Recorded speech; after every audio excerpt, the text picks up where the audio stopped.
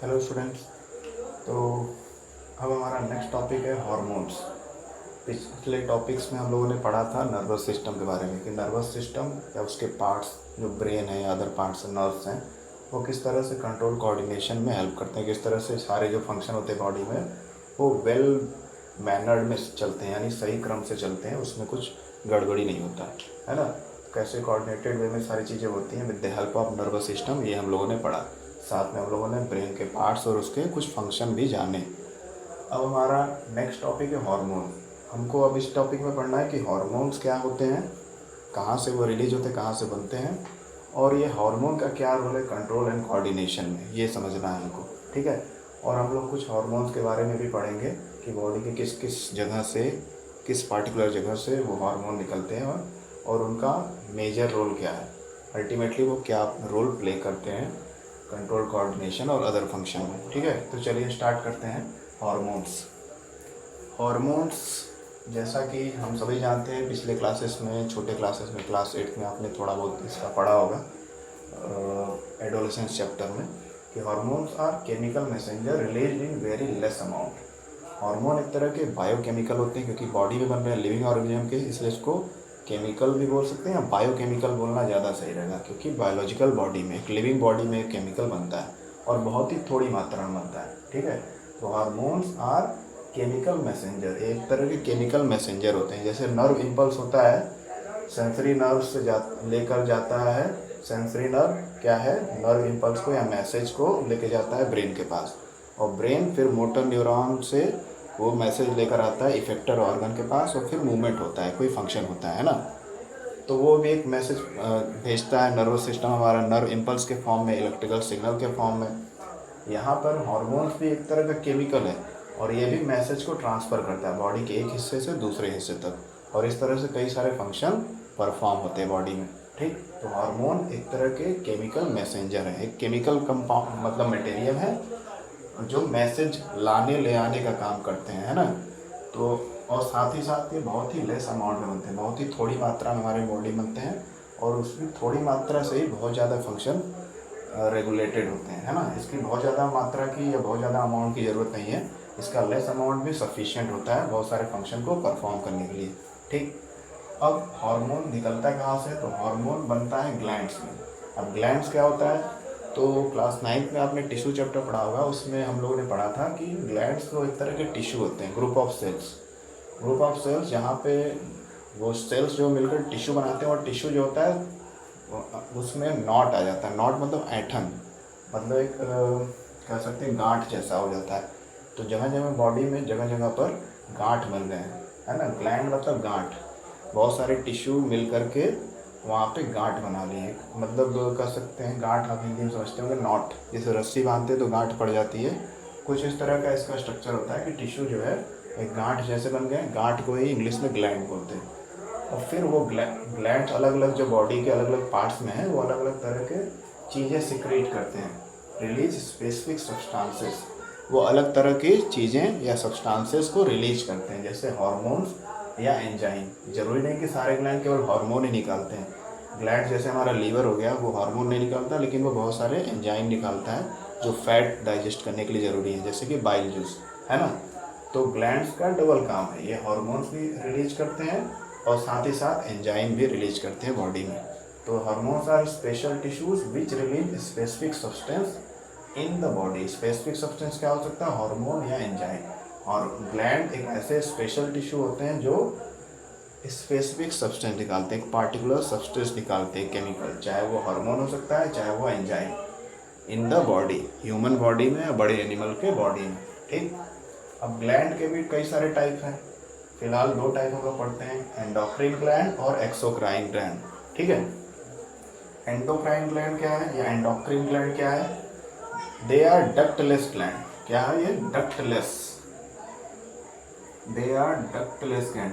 Duct, duct का मतलब क्या होता है ये समझना पड़ेगा, तब हमको समझ आएगा डक्टलेस क्या है। लेस मतलब तो हम लोग जानते हैं कि कुछ चीज़, किसी चीज़ की कमी होना, तो डक्ट मतलब होता है ट्यूब। ठीक है। तो ये जो एंडोक्राइन टाइप के ग्लैंड होते हैं ये डक्टलेस होते हैं, यानी इसमें ट्यूब नहीं होता है, यानी इसमें से जो भी चीज़ बनेगा हार्मोन या एंजाइम, वो क्या होगा, वो उस ट्यूब के थ्रू नहीं बहेगा, यानी इसमें ट्यूब ही नहीं होते हैं। मतलब ट्यूब कहने का अर्थ है कि कोई पतला ट्यूबुलर स्ट्रक्चर होगा जिसमें से एंजाइम या हार्मोन फ्लो करके निकलेगा। तो एंडोक्राइन ग्लैंड में डक्ट नहीं होते हैं, ट्यूब जैसा स्ट्रक्चर नहीं होता है, इसलिए इनको डक्टलेस ग्लैंड बोलते हैं। So which release their secretion directly in blood stream. They are ductless gland and विच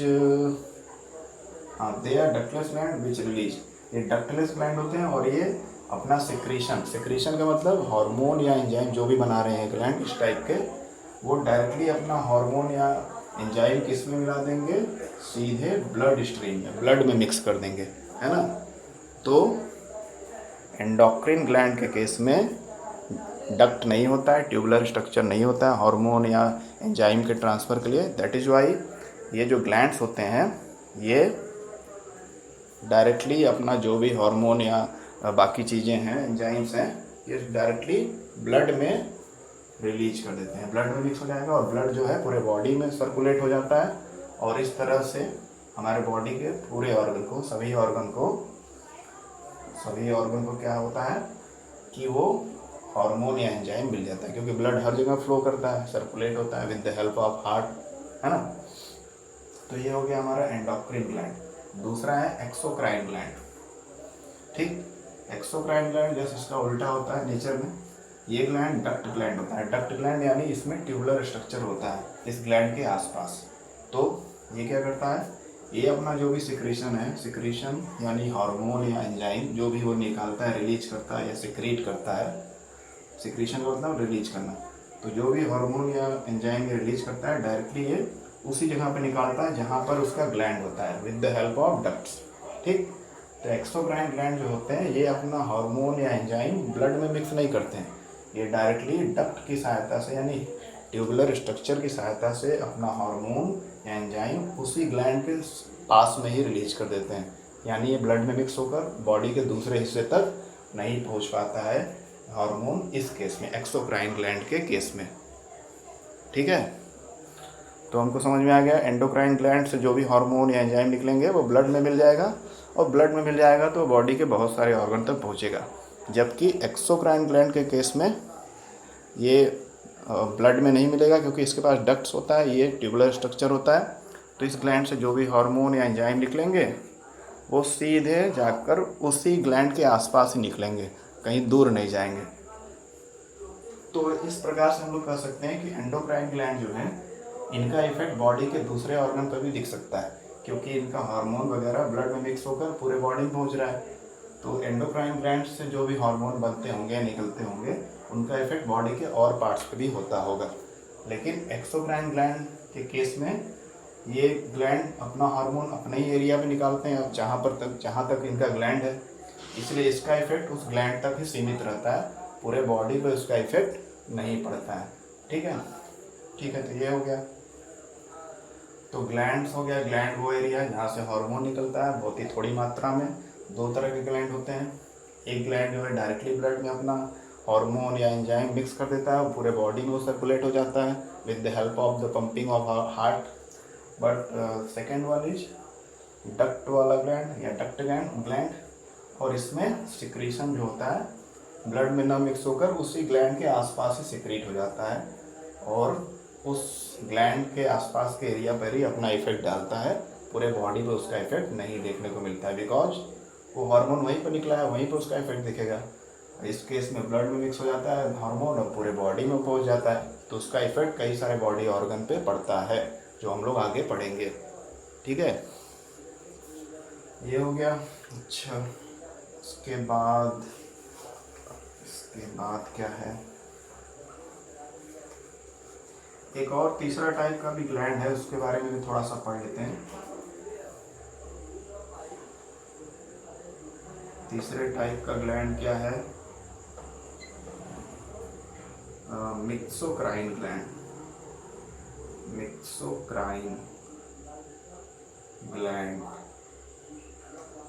मिक्सोक्राइन देखिए, मिक्स का मतलब डबल, ठीक है, यानी ऐसे ग्लैंड जो एंडोक्राइन ग्लैंड की तरह भी काम करें और एक्सोक्राइन ग्लैंड की तरह, दोनों ग्लैंड की तरह काम करें तो उनको मेक्सोक्राइन ग्लैंड बोलते हैं। ठीक है। तो इस कुछ ऐसे बॉडी में हमारे ग्लैंड्स हैं जो इस तरह का काम करते हैं। ठीक है। जैसे एंडोक्राइन ग्लैंड में डक्ट नहीं होता है, तो ये मेक्सोक्राइन ग्लैंड टाइप के जो हार्मोन मतलब ग्लैंड्स होते हैं, ये कुछ ऐसे हार्मोन निकालते हैं जो डायरेक्टली ब्लड में मिक्स हो जाता है, और ब्लड में मिक्स होकर वो बॉडी पूरे बॉडी में पहुंच जाएगा और उसका इफेक्ट पूरे बॉडी के ऑर्गन तक होगा।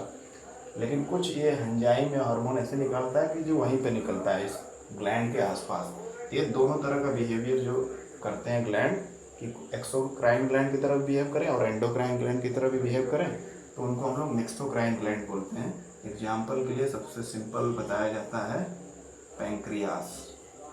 ठीक है। ये पैंक्रियास लीफ जैसा स्ट्रक्चर होता है, मस्कुलर रेडिश कलर का। तो ये स्टमक के जस्ट ऊपर रहता है, पेट के हमारे ऊपर लेफ्ट हैंड साइड में। तो पैंक्रियास एक तरह का मिक्सोक्राइन ग्लैंड है। ठीक है। ये कुछ ऐसे एंजाइम हार्मोन निकालता है जो ब्लड में मिक्स हो जाते हैं, और कुछ ऐसे एंजाइम हार्मोन निकालता है जो यहीं पर केवल पैंक्रियास के आसपास ही या स्टमक में निकलते हैं। ठीक है। अच्छा, ये हो गया। चलिए, इतना क्लियर हो गया। अब हम लोग थोड़ा सा इस फिगर को समझते हैं कि क्या समझाया गया इसमें, फिर आगे बढ़ते हैं। चलिए, तो दो तरह के ग्लैंड हमने पढ़ लिए, तीन तरह के एक्चुअली, दो के बारे में जानना आपको ज़रूरी है। वैसे तो आपके कोर्स में केवल एक ही तरह का ग्लैंड के बारे में ज़्यादा समझना है, या उसी के बारे में पढ़ना है, केवल एंडोक्राइन ग्लैंड के बारे में पढ़ना है। बाकी आपको समझना ज़रूरी था, इसलिए मैंने बता दिया। तो तीन तरह के ग्लैंड कौन कौन से थे? एंडोक्राइन, एक्सोक्राइन और मिक्सोक्राइन। मिक्सोक्राइन। ठीक है। तो ये तीन तरह के ग्लैंड हैं।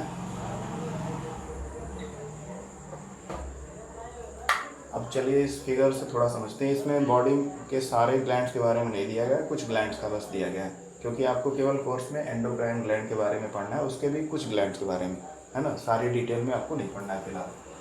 तो एंडोक्राइन ग्लैंड यानी ऐसे ग्लैंड जो अपना हार्मोन या एंजाइम अगर प्रोड्यूस करते हैं तो डायरेक्टली ब्लड में मिक्स कर देते हैं, और ब्लड से वो पूरे बॉडी में सर्कुलेट हो जाता है। ठीक। जैसे यहाँ पे देखेंगे, ब्रेन के सबसे निचले हिस्से में बहुत ही मटर के दाने के शेप का पी शेप्ड, कैसा? पी शेप्ड, यानी मटर का जो दाना होता है उतना छोटा होता है ग्लैंड, एक गांठ होता है एकदम हमारे ब्रेन के सबसे निचले हिस्से में। उसको हम लोग बोलते हैं पिट्यूटरी ग्लैंड, है ना। तो ये होता है हमारा पिट्यूटरी ग्लैंड। ठीक है। ओके।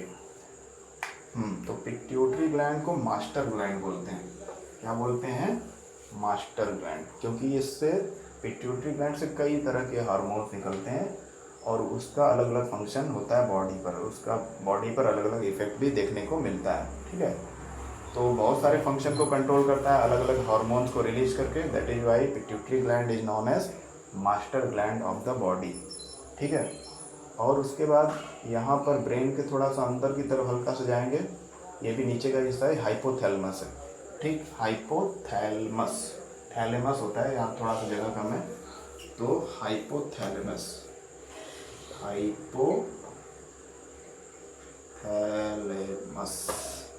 हाइपोथैलेमस।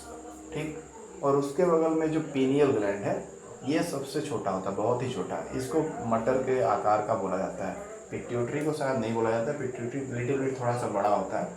पाइनियल ग्लैंड बहुत ही छोटा होता है, और ये मटर के आकार का होता है, पी शेप्ड का होता है, और इससे भी कई तरह के हार्मोन्स रिलीज होते हैं। ठीक। तो ये सारे के सारे जितने भी ग्लैंड्स हमने बनाए हैं वो सारे के सारे क्या है? एंडोक्राइन ग्लैंड है। कोई भी इसमें एक्सोक्राइन ग्लैंड की बात नहीं की गई। आगे बढ़ते हैं, जो हमको पढ़ना है वो तीन ग्लैंड ये हो गए। उसके बाद गर्दन पे आते हैं, गले में। तो गर्दन के पास जो हमारा विंड पाइप होता है, जिसको हम लोग ट्रैकिया बोलते हैं, ट्रैकिया के दोनों तरफ गर्दन में एक मस्कुलर लेयर होता है ना। मस्कुलर लेयर होता है जो थोड़ा सा उबड़ा रहता है, उसको हम लोग थायराइड ग्लैंड बोलते हैं, थायराइड ग्लैंड। ठीक।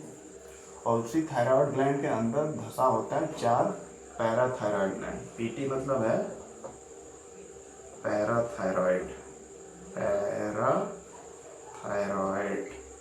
ग्लैंड, ठीक है। तो थायराइड ग्लैंड के अंदर ही एम्बेडेड रहता है, धंसा हुआ रहता है, चार, दो इसमें दो इस तरफ, पैराथायराइड ग्लैंड, ठीक।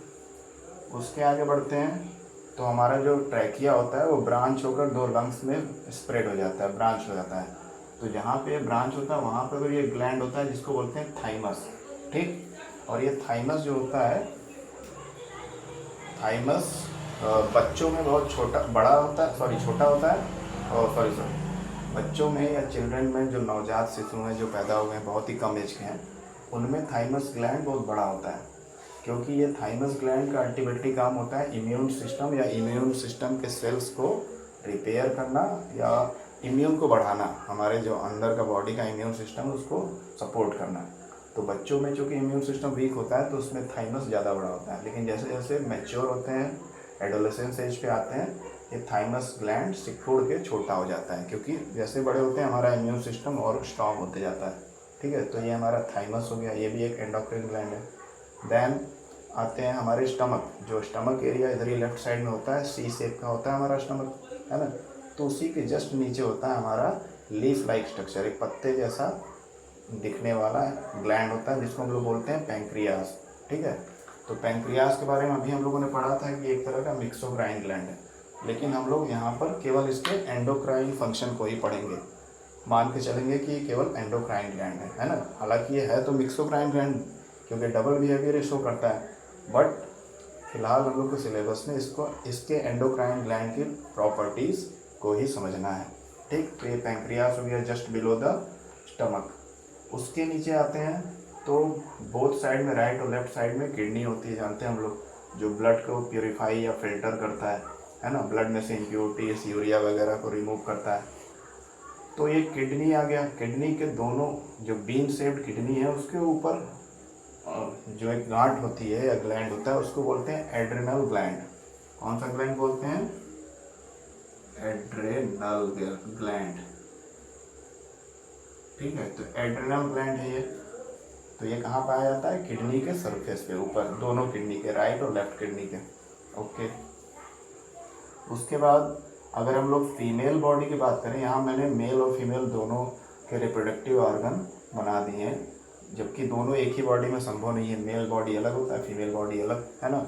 लेकिन समझाने के लिए दो डायग्राम बनाता तो जगह नहीं बचता, तो एक ही मैंने बना दिया है, ठीक है। तो ओवरीज बनाया गया है, ओवरीज फीमेल में रिप्रोडक्टिव ऑर्गन होते हैं, और उससे एक तरह के ग्लैंड है, दो होते हैं, पेयर में होते हैं, ठीक है।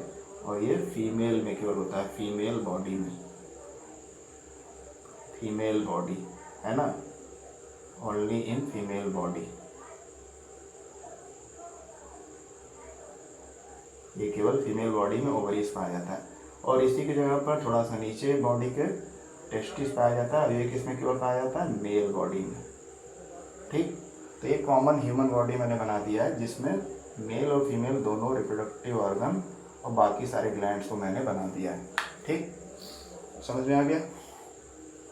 तो यहाँ तक हमको समझ में आया हार्मोन क्या है, ग्लैंड्स क्या है, कितने तरह के ग्लैंड्स होते हैं, और हमारे कोर्स में केवल एंडोक्राइन ग्लैंड है, एंडोक्राइन ग्लैंड के बारे में पढ़ना है, एंडोक्राइन सिस्टम के बारे में पढ़ना है। एंडोक्राइन सिस्टम मतलब क्या है? जो एंडोक्राइन ग्लैंड है वो मिलकर जो काम करते हैं, अलग अलग तरह के हार्मोन्स प्रोड्यूस करते हैं, that is known as endocrine system. Endocrine system endocrine gland से ही बनता है, और ये कुछ ग्लैंड्स हैं जिनका हमको फंक्शन पढ़ना है, क्या क्या वो फंक्शन करते हैं, किस तरह का हार्मोन निकालते हैं, और उससे क्या इफेक्ट पड़ता है बॉडी के ग्रोथ और डेवलपमेंट पे, ये सारी चीज़ें हमको पढ़ना है, ठीक है। तो हम लोग अगले वीडियो में, अगले क्लास में एंडोक्राइन ग्लैंड जो दिए गए हैं आपके सिलेबस में, इन सब के बारे में थोड़ा थोड़ा डिस्कस करेंगे, इनके फंक्शन और इनसे रिलीज होने वाले हार्मोन के बारे में पढ़ेंगे। फ़िलहाल के लिए इतना ही, थैंक यू।